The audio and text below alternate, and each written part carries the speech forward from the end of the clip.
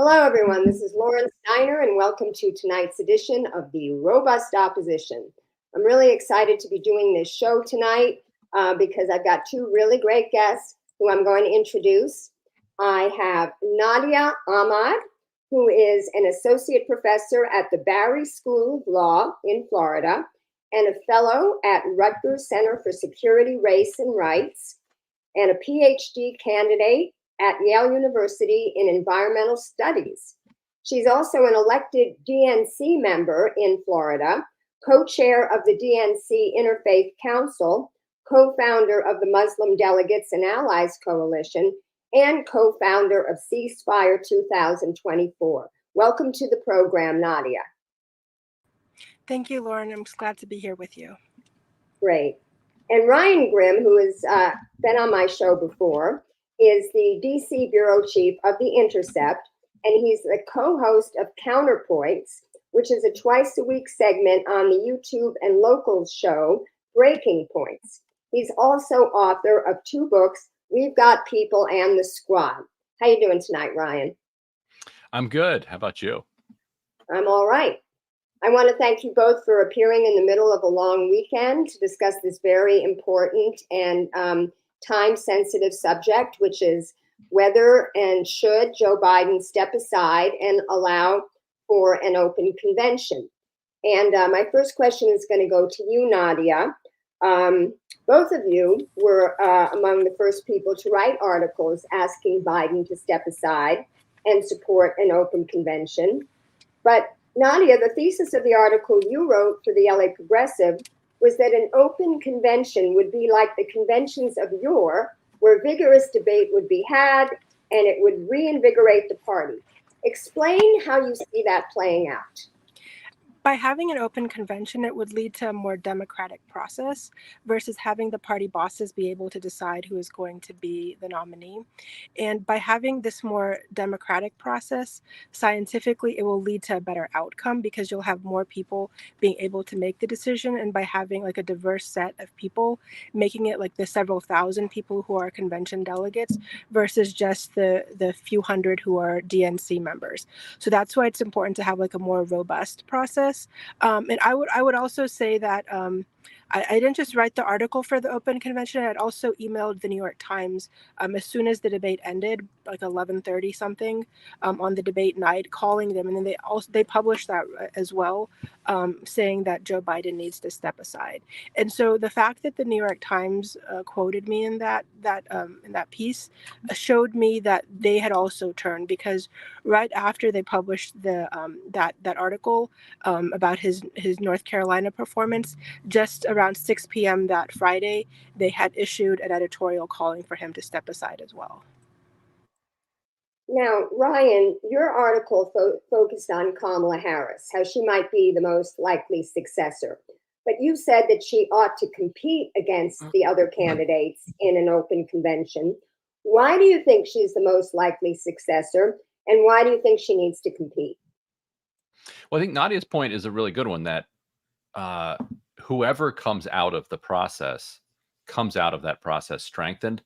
And you can understand that just by assuming that it will be Kamala. Okay, let's say you have an open convention and Kamala goes into it with endorsements from, a wide range of establishment figures, maybe even Joe Biden.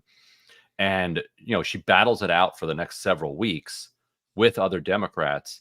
But then at the convention, she's able to like make a good speech. She's able to, break news in the sense like, oh, hey, this union is endorsing Kamala Harris. This organization is endorsing this member. Like build some momentum, and then she comes out of it having beaten these other serious rivals.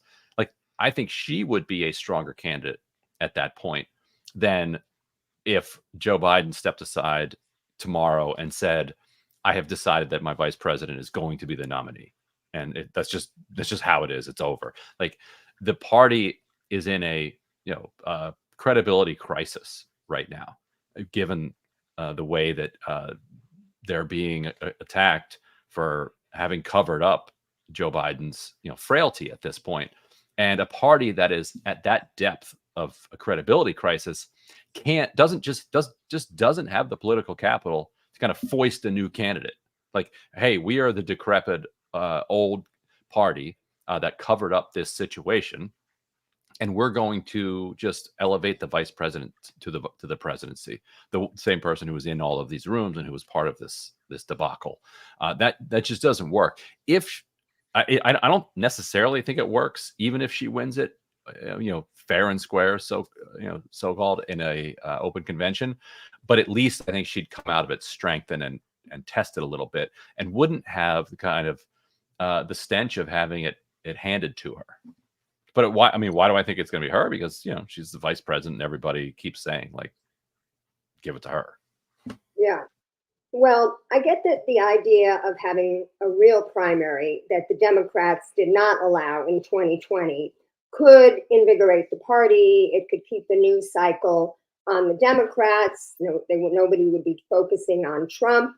But do you worry that the ever-present schism between the progressive wing and the conservative wing of the party could devolve into infighting that might even be unresolvable, which could be, it's good if it gets resolved towards the progressive side, which all three of us want. But if it doesn't, then it could be worse. Any thoughts by either of you on that? I'm curious for Nadia's take on this, but my quick answer is no. Like, I think the left wing of the party at this point has basically given up on nominating a president at this point.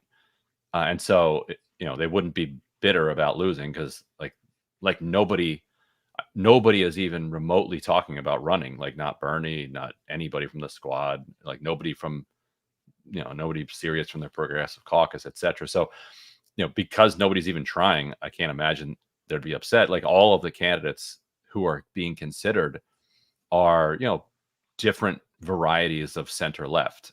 Maybe Pritzker is your left wing of the people that are currently being kicked around, but they're all pretty much the same. I mean, Nadia, I don't sense any energy that would even have to be squelched coming from the left. I think, like, if you look at the top contenders in terms of where their numbers are in terms of polling, like, I think the governors of Michigan and California poll a bit higher than the vice president. But the concern is in terms of also, like, the funding behind it. So it'll be hard to take the funding from the Biden-Harris campaign and then have that money be available to other candidates to build momentum for their campaigns. And each day, each week that we don't have, like, a strong nominee, we look weaker as a party. And that's why it's important, I think, to have a process, because right now it's not as if I don't even see, like, really strong infighting happening at the convention, because most of the delegates that have been selected are committed as Biden delegates. So it's not going to be like you had a 2016 or even 2020 convention. These are basically all Biden delegates. You have maybe 29 or so uncommitted delegates, and you may have some stealth non-Biden delegates who are Biden delegates. But other than that, I don't see, like, a big fight. Like, they don't have a critical mass so to do it. But I think it would be better to have them decide who should be the president and who should be nominated. And I also think in terms of like looking at the other candidates, in terms of maybe building a better a progressive candidate for vice president. For example, I think Julian Castro had also ran in 2020, so I think he would be a good nominee for vice president if he would be considered. And also Marianne Williamson has also been running, basically on her own for quite some time, because she knew that we would get to this point. There's also been discussions that have been happening for progressives for Democratic Party reform that have also been looking to see what can be done to call for an open convention, but it's not a lot of people. So that's why I don't think there's going to be a big fight, like an infighting within the party. I don't see that happening. Yeah, it was interesting because in your article in the LA Progressive, you talked about how third-party candidates like Jill Stein and Cornel West were really exciting progressives and young people. And so I'm concerned that if there aren't going to be any progressives in the mix here, why are those progressives and young people going to flock to any of these other candidates? And then part two of that question has to do with the abandoned Biden campaign. So, Rick Perlstein wrote a very interesting essay about how Joe Biden, the president, has been governing a lot more progressively than Joe Biden, the politician, for the last 50 years. It was a really good essay in contrast. And I do credit him for, antitrust and labor relations board and those kinds of actions. But I was never going to vote for him, even before the dementia thing, which I knew 4 years ago, because of, his enabling of a genocide. And I would imagine that you were in that same position, Nadia. Do you think that the abandoned Biden, campaign, if there is a different candidate, are going to work hard to try to extract promises from these people who are going to be contenders at the open convention, that they also stop funding Israel as long as they're committing a genocide? I think just to kind of step away from that point, we also need to kind of look at the UK conventions. During like the recent outcomes from the UK convention or UK elections, there was you had Labour Party win, but there was at least 5 seats that had been formally taken by the Labour Party, which had either gone to independents or to the other party. And so I think, and those are seats where there was like a large Muslim population, and it impacted those seats and kind of also impacted that election. And so I think that's kind of where the theory is for abandoned Biden, as well as that Muslims can impact the election. And they're really looking at it from not just abandoned Biden. I don't think if Kamala Harris was brought forward as a nominee, abandoned Biden would support her, because she's also been complicit in the genocide. I don't see abandoned Biden also is okay. I think is not advocating for a Trump presidency, is, I would say, advocating for third parties. But I think that abandoned Biden has assumed the position that a Trump presidency would be better than a continuation of the genocide. So you don't think there's ongoing meetings to talk about how they're going to try to extract promises from these centrist Democrats who might replace Biden? In other words, they would get their support if they promise to stop funding? I mean, I'm not privy to those conversations, and I've also been a little bit critical of abandoned Biden myself, because in like earlier LA Progressive article in January, because it's pretty much the same dynamics that occur broadly in the Muslim community, which is which is primarily doesn't include women who and people who are non-Arabs as much. So that's, I think, something that's important to also consider. And this isn't about a single issue, because the ceasefire and the genocide in Gaza is part of a broader campaign of militarism, and it's really important, I think, to also build coalitions with the anti-war movement. I think that it's important to see that there's also immigrant voters who are very disheartened by this administration, its asylum policy, and young voters as well. And I think where the disconnect is with the Democrats is they think that, oh, the young voters, how would they vote for Trump? It's not that they'll vote for Trump or allow Trump to win.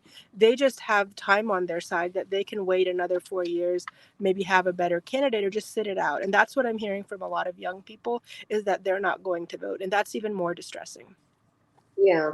You have any thoughts on that question, Ryan?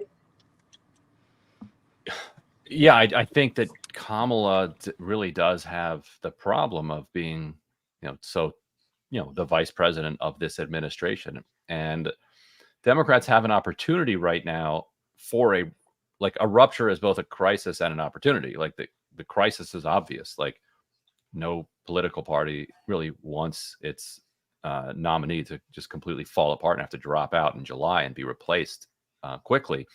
But if you're going to go through that rupture, it seems to me you might as well then, get as clean a slate as you can. Like there are things that like plenty of voters don't like about the association with this administration. Like for instance, they love the jobs record, they love the wages are going up, they don't like inflation.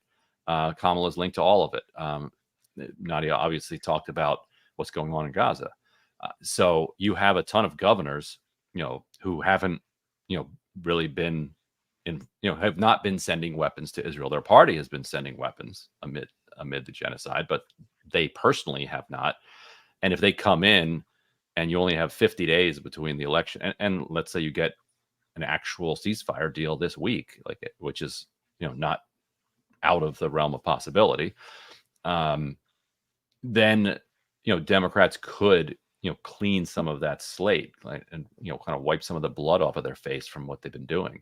But if you just kind of put Kamala in there, it's also a signal to voters that you're not even trying, like that you don't even have any regret, and that you don't even feel like there was any political problem with it, that you're just going to substitute in the person who is, whose brain works for the person whose brain doesn't.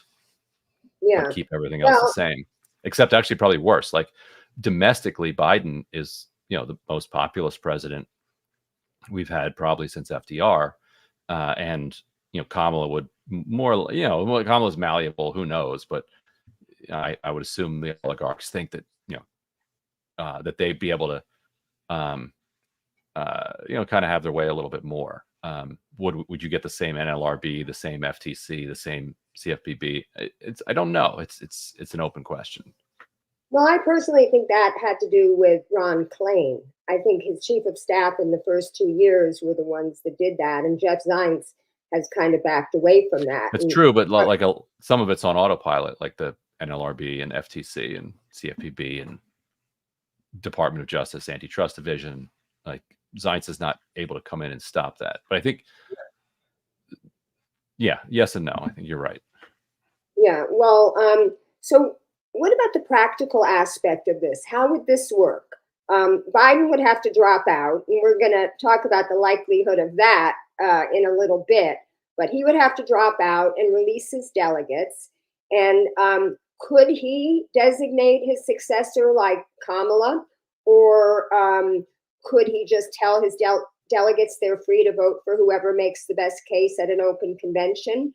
What say would the party have, the party leaders, Schumer and Jeffries? And, based on the fact that Kamala, up until after the debate, was polling less than he was. How would this work practically? Nadia, you want that one, or you want me to do that? I can just step in, and then I think one of the things to just kind of know a little bit of the backstory is that the DNC already did a vote that they're going to be selecting the nominee by August 7th by a virtual roll call. So that's, I think, the number that we're like the date that we're looking at, and that would be the starting point. So basically that vote would have to be changed to have a vote happen at the convention. And for that vote to change, it would essentially be done by the DNC members. And in the last vote that was done of several hundred members, there was 400 plus that were in favor of it, only 2 who voted no, and another handful or so that abstained. So I see that as an unlikely scenario. And I see that the party bosses trying to protect the party from what they see as problems on the horizon. And so that's why I don't see them really pushing or accepting an open convention without a large level of public support against that. And that's why it's important to see that you have intelligentsia along with the media, the corporate media against President Biden right now. So I think that's going to be critical between now and August 7th, if that changes, and how that happens. And otherwise, once the convention is over, the only other way to select a nominee would be the DNC members, again, like 400, 700 or so, would be able to do that on their own, who would be loyal to the party. And that would happen after the convention, which is, I think, what they're aiming to do, is to just get through the convention and keep Biden as long as they can. But I think it's getting harder and harder.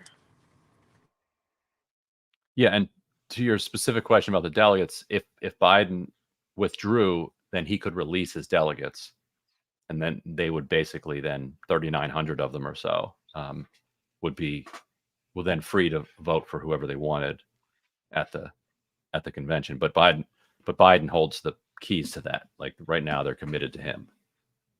Now, Dave James wrote a piece showing how the only practical option really is Kamala because of the money. They've got millions of dollars that, their campaign committee has collected and can spend.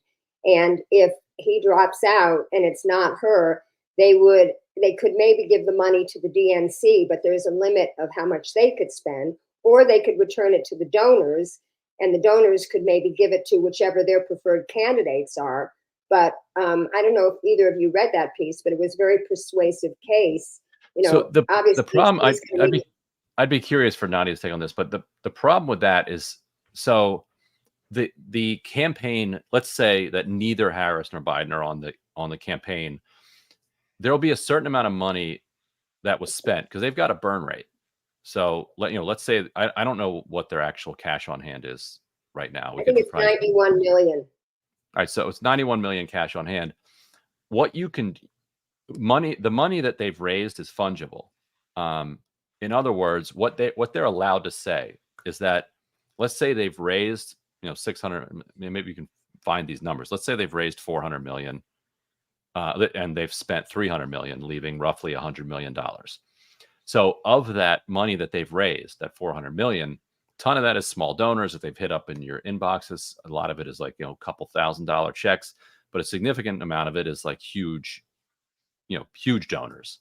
And so what they can do is they can say, look, we haven't spent the huge donors' money. It's $91 million of big donors, and we're going to refund it. Boom. And you take $90 million, you refund it to these major donors, and then the major donors give it back again to the new candidates. And that would take, some lawyers and some staff and some phone calls, but it's not an insurmountable task. And it would get buy-in again from people. It would be an activity that like these donors are doing. And if some donors are like livid, you can be like, well, actually, we spent your money. Like that money's gone. Like you can really play a lot of games with the fungibility of the money. And then if you can't figure out the last 20 million of it, you give that to the DNC. It's not, I don't think it's as surmountable a problem as our friend Dave is making it out to be. Do you have any thoughts, Nadia, or shall I move on to the next question? I think this is an important point because this is really what drives campaigns is the money. And a lot of what the progressive lefts have been trying to do, especially with the Bernie Sanders campaign, is to get dark money out of politics. And when we look at this also, we're seeing that if you're having millions of dollars, like tens of millions, hundreds of millions of dollars poured into a campaign, we also need to look like what's happening on the other side also. So not only do you have the variable of Donald Trump and the Republican National Committee, and Trump is not the Trump didn't have problems after the debate in terms of fundraising. He raised I think 55 million right after the debate. The Democrats were happy raising about half of that. And Trump is also getting donors in the range of $50 million. So that's really what we're up against. And then you also see a surge happening within the third party candidates. So I think that's why it's important to look at those other factors as well. Okay, now after his marginally better, I say marginally better, performances in North Carolina, Wisconsin, and then the ABC debate interview last night, it seems very clear to me that Biden is not going to drop out willingly. So he even made this Trumpian comment that he's, quote, running the world, which was totally megalomaniacal. Yet donors are withholding funds.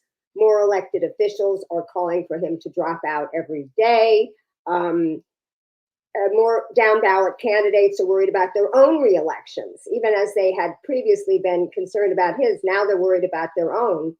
There was a recorder of deeds in my local county who posted something in Asheville Politics right after the debate saying this lunatic, Mark Robinson, who's running for governor, and I know you've been tweeting about him, Ryan, he's no abortion even to save the life of the mother or rape or incest.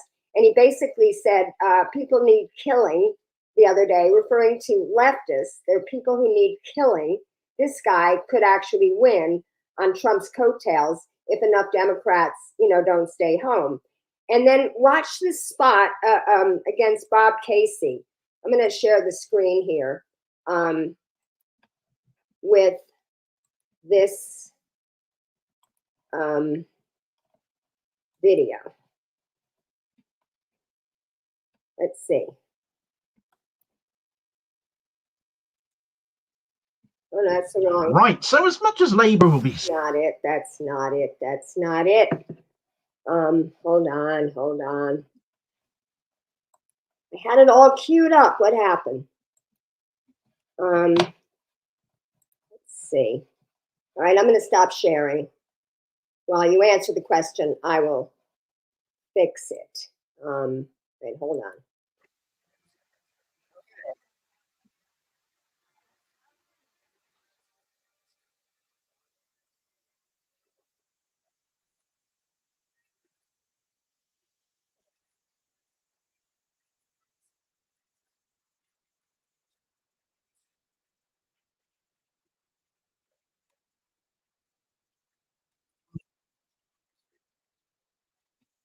Lauren, while you're looking that up, I just wanted to add in that I think it's also important to look at how, I think they're trying, I don't think that Biden doesn't Did you hear that? want to drop out.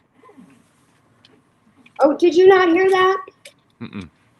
Oh my God, the whole thing didn't work. Can I play it again? You can try. I got it to work. I got it to work. Okay. Oh, never mind. Now I've just closed out of it. Well, I'll put the video in the comments. And I missed your whole answer because I was watching it for 35 seconds. What did you say? Oh, I was just adding in that I think that with Biden, I don't think he's opposed to dropping out. I think he needs to stay on for some bit longer until they can get support for the candidate that they want, and they can get all the paperwork done behind the scenes for that. And I think that I think they also have a false sense of confidence in his candidacy, and people that have gotten into his ear. I mean, he's basically like if you hear what he's saying in terms of the post debates, I mean, it's just not everybody is just cringe. In terms of how his performance is, and how people are responding to it. And I think the blowback from this is to not only for the White House being handed over to possibly back to Trump, but also to the Senate and to the House of Representatives also, because the Republicans already control the House, and the Democrats they're in really a state of denial where they think that the Senate is not at risk, because the same time you got the Trump verdict, there was concerns about what was happening on his trial. You also had Joe Manchin say that he is not going to be running as a Democrat and becoming an independent, and so you see a lot of these Democrats that are in the Senate also at risk for defeat. So that I think is also important, and that's where I think people start to lose their patience with this, is where they think it affects them, their self-interest kicks in. Yeah. Well, so he said it would take the Lord on high, or Lord Almighty, or however he phrased it, to come down and get him to drop out.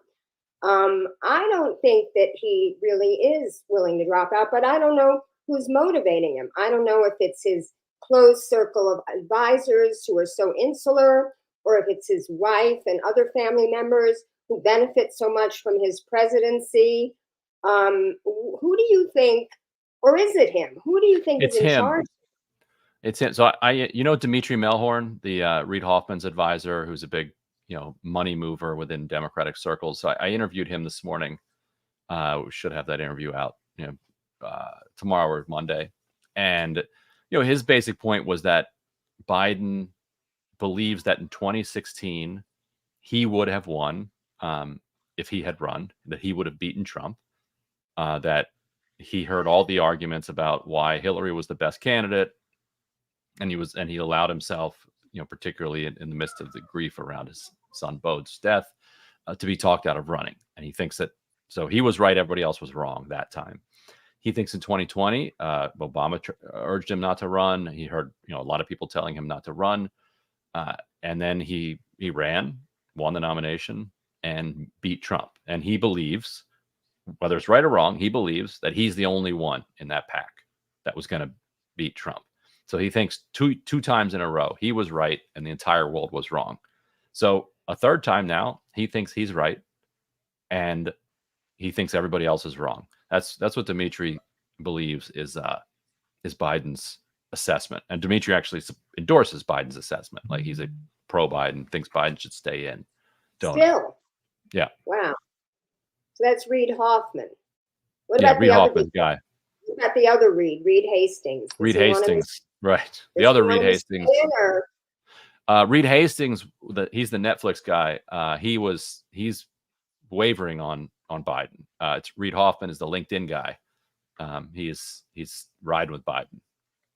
Yeah, because Abigail Disney said she's out. Yeah. And a couple of other people are out. So it's really interesting how this is going to play out. What do you think? Nadia seems to think that he is going to drop out when they choose the successor. What do you think, Ryan? Oh, maybe Nadia wanted to answer that. I don't know if Yeah, she does. I don't think either of us are necessarily convinced. Yeah, I mean, I don't think it's out of the realm of possibility for him to drop out. It's just a matter of how and who the replacement is going to be, and also when. The other thing that I'm also kind of like, I'm also of the opinion that the other candidates that are out there are not stronger than Biden.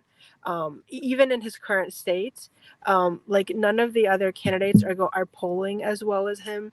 And if you look at the metrics for electability, viability, and also the ability to fundraise, the other candidates don't have like the FaceTime before it, and there's problems with all of the other candidates. The only two potential candidates that could do better are not even in the running in terms. Oops. We lost her. I wonder who she was going to say.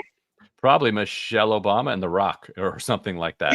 You know, well, yeah. Let me ask you Michelle's about polling above him, but yeah. I want to ask you about the press because that's something that concerns me. Like the press has been piling on ever since this debate. And a lot of people are accusing them of helping Trump. They're even accusing the New York Times of having a vendetta against Biden because he didn't give them a sit-down interview.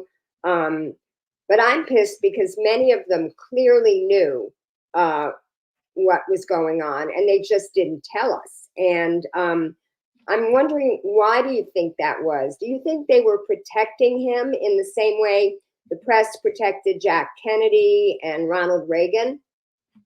You know, I think a lot of them, have. So they would get like slapped down by either their editors or by the kind of White House staff if they said anything. And so they had to decide whether they were going to go all in and like write a full-on article about it, because just tweeting about it and making some observations was going to get you lit up. And a lot of them, I think, probably didn't want to suffer the grief of getting yelled at about it from their bosses and from the White House. And so now you are seeing kind of like the kind of uncorked anger at that kind of suppression. Why didn't more of them say it more? The White House press office has also been pretty good.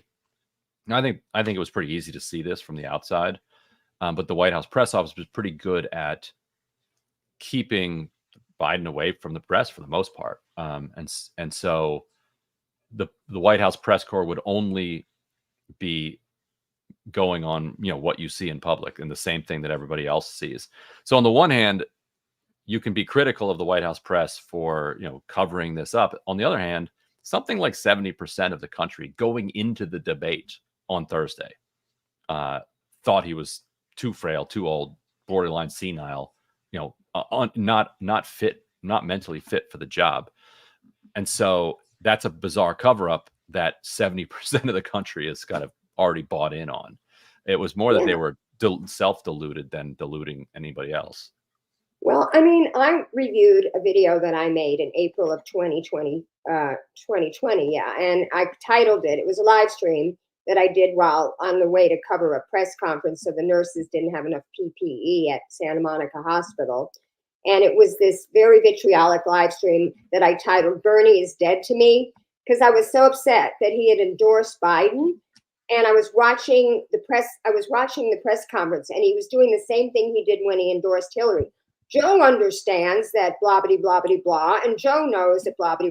And it was clear that Biden was reading from a teleprompter. And I even commented that he was so senile, he couldn't even answer Bernie's like impromptu questions. So I knew it at the time. And so many people did. Like you said, the general public knew recently. I knew it 4 years ago. But I was struck by this tweet of CNN commentator, I don't know how she pronounces her last name, Jill Filipovich. I think it's Filipovich. She wrote, yeah. Filipovich.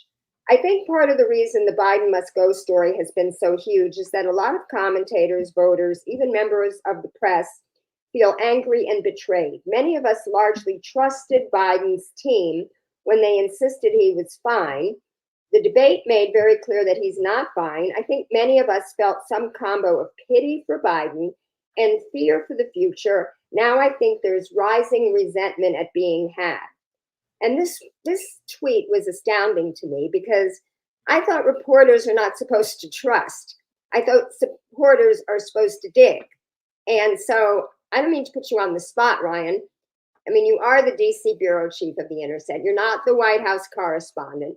But have you ever written an article on Biden's condition, whether you want to call it dementia, or I read a great case, Lawyers, Guns, and Butter, that it could be Parkinson's, and that by not having him evaluated for that, they're actually putting his health in danger, because the longer that goes unmedicated, the worse it gets.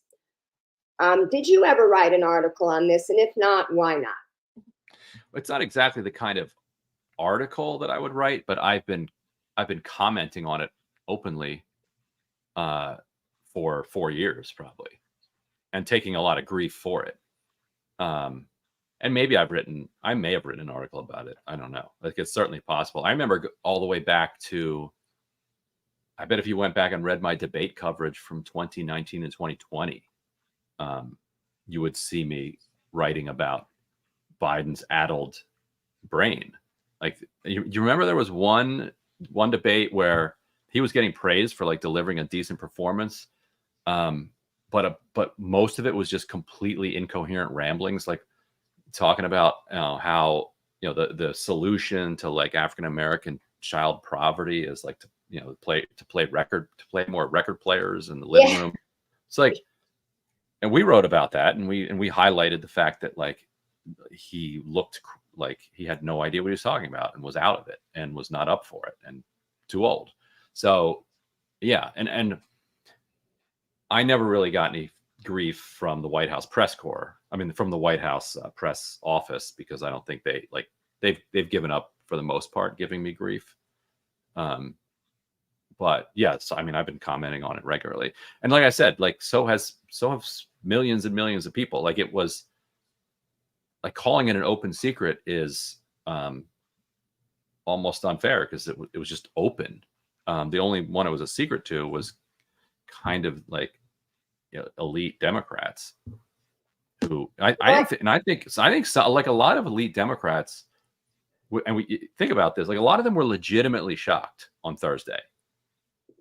And so if they were legitimately shocked, that means that they did not know how bad he was.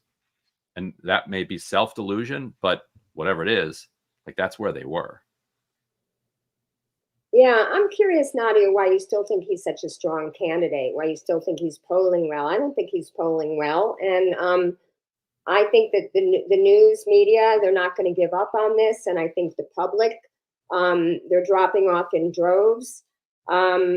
Even before this debate, I've been talking to people, because I'm in North Carolina now, and we've got Trump supporters who are basically, they're saying, look, I was better off under Trump. They're not so ideologically Trump supporters. It's kind of like MSNBC did a interview in a black barbershop, and even these black gentlemen they were interviewing were saying, look, I don't like Trump at all, but I had more money in my wallet when he was the president. So I just think the trajectory, even prior to this debate, was downhill for him. So I'm curious if you could elaborate on why you still think he's so strong. Well, the assessment that I did was like the week before the debate, like in terms of looking at the numbers, in terms of who could be a potential replacement candidate. So I'm sure those numbers would change, but I don't think they would change drastically. And I think the reason for that is, for example, like Gavin Newsom, he's seen as too liberal for Middle America. In that someone who sense, lived in California, I can yeah. tell you, he's the only liberal he is neoliberal. But go on. Yeah. So I think that's why I think like I had people call me up like when there was rumors about him running in February or March that Biden's going to drop out and he's going to be because he's been campaigning and he was all smiles, like ear to ear smiles after that debate and saying that he supports Biden. But I think that there's like an electability concern because of those politics. And I also think with Gretchen Whitmer, I think that people don't know her as much as other candidates, and so I think that those are the reasons why even Biden in his current situation is a stronger candidate, and that actually tells you more about the Democratic Party than it does about the viability of the candidate, and I also think just the fact that I felt this way about Biden for a long time, but the other people like within the party, like the party establishment, like it was really shocking for them, like the level of flurry of activity I saw right after that debate was astonishing. Like the number of meetings that were had, the number of events, and really trying to contain it, which has happened right now. Like it's contained, and they're just trying to like go about business as usual, and I don't think that's going to work. Like there's talks about it may happen anytime now in terms of him dropping out, but I think that I think that the fact that we're discussing this and we're like few people that are discussing this, that he needs to really drop out and pick somebody else, I think that's a concern. Okay, well, we're nearing the end of our time. I usually go 45 minutes. So I want to ask if there's anybody watching who has any questions for either of my guests to please post it in the comments and I'll ask it in the remaining minutes that we have. But in the meantime, I think it's very interesting that this whole story of what the Supreme Court did is getting totally overshadowed by what's happened since this debate, because it almost makes it moot who gets elected, because they've just defanged the power. Well, I don't remember who I read who wrote this, but they just said it must have been in the American Prospect, they've shredded the Constitution. And Dave Dayen's, conversation with Ryan Cooper, yeah, he wrote the article. They went through all the articles in the Constitution and basically showed how they were completely shredded by this decision. So it almost doesn't matter. Do either of you have any thoughts on that before I check to see about questions? I mean, yeah, it's a total mess. That's for sure. It's going to be ungovernable, and something's going to have to give. Yeah, I mean, there's a real hatchet job to the Constitution and to administrative law with these recent set of cases. And my middle daughter is 10 years old. By the time she's my age, there may be a good Supreme Court, maybe. All right. Well, I'm not seeing these questions because people are watching in like different places. I don't know if they're calling it the comments or the chat, but I'm seeing, I don't know on StreamYard where I'm seeing these comments. Oh, here we have. There we go. Do you see it, Ryan? My question for Ryan is, how much do you want to stop Trump and how much do you want to change policy? How much do I want to stop Trump?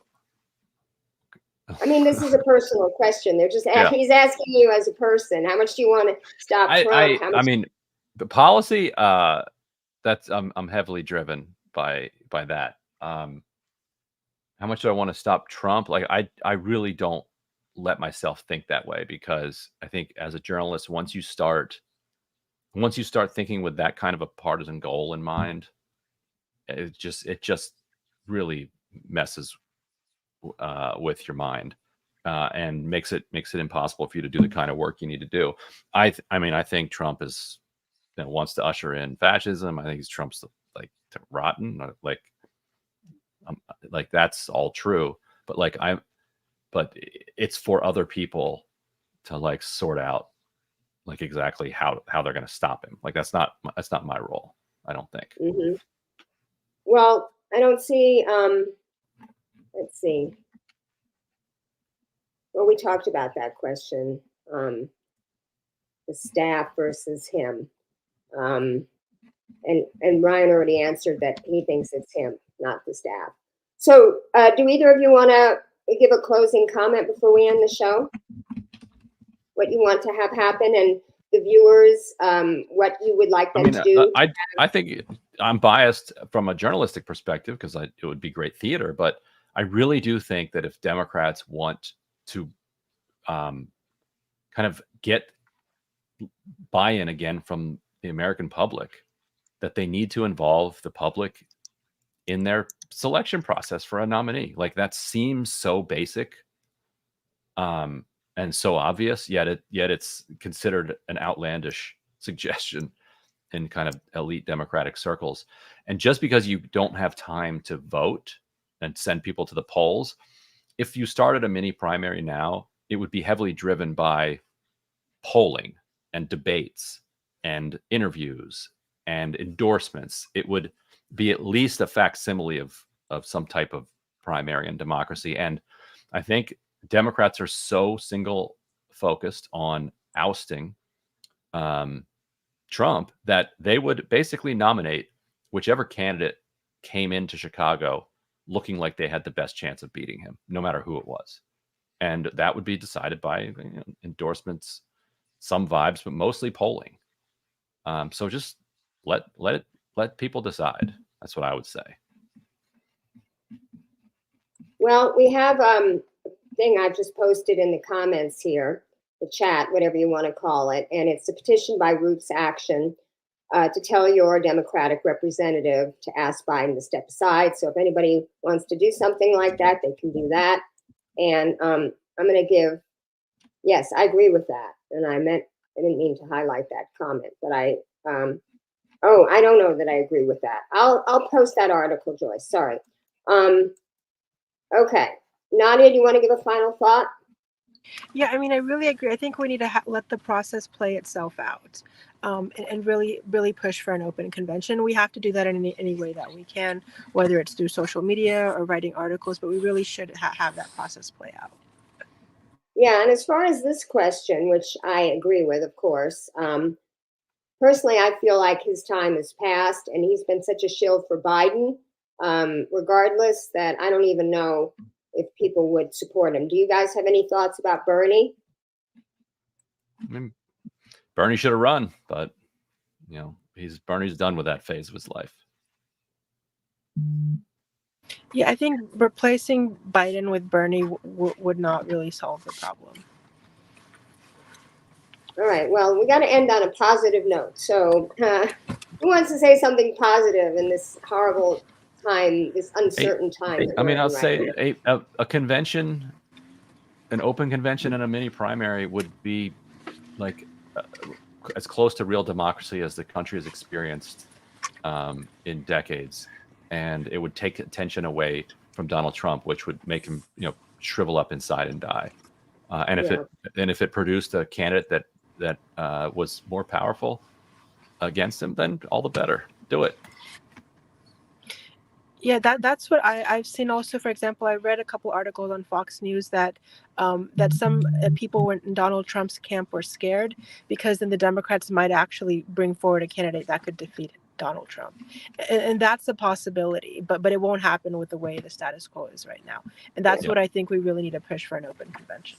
Okay. Well, thank you very much. I want to thank my guest, Ryan Grimm, who stay tuned to his Twitter or X feed on Monday. He's going to have an important announcement. And Nadia Ahmad, it's the first time that I've met you in person on the show here. And I hope we'll be seeing a lot more of you. And everybody, share this show if you thought it was valuable. And I'm going to end my show the way I always do, which is to say, keep fighting. Bye, everyone. Thank you.